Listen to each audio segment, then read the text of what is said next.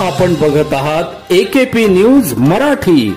आपला आवाज आपली ताकद.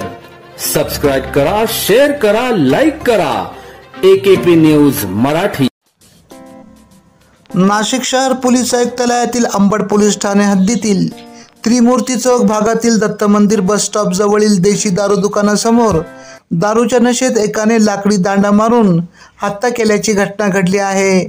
8 जुलै रोजी दुपारी 12 वाजेच्या सुमारास ही घटना घडली. घटनेची माहिती मिळताच अंबड पोलीस ठाण्याचे वरिष्ठ पोलीस निरीक्षक मधुकर कड तात्काळ आपल्या पोलीस पथकासह घटनास्थळी पोहोचले.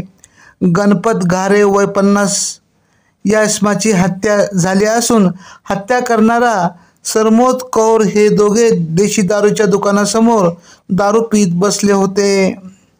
किरकोळ कारणावरून सदर सरमोद कौर याने लाकडी दांड्याने मारहाण करण्यास सुरुवात करत गणपत घारे यांच्या डोक्यात लाकडी दांडा मारल्याने त्यांचा जागीच मृत्यू झाला.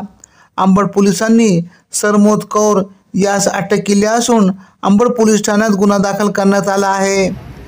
आज दिनांक 8/7/25 रोजी साधारणतः 11:15च्या सुमारास त्रिमूर्ती चौक येथे दत्त मंदिराजवळ जे देशी दारू दुकान आहे त्याच्या समोरच 2 लोकांमध्ये मारपीट झाली आपसामध्ये.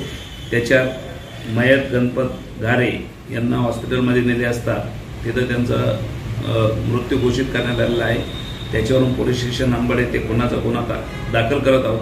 आरोपीला ताब्यात घेतलेला आहे. AKP न्यूज साठी ब्युरो चीफ अनवर खान पठाण, नाशिक.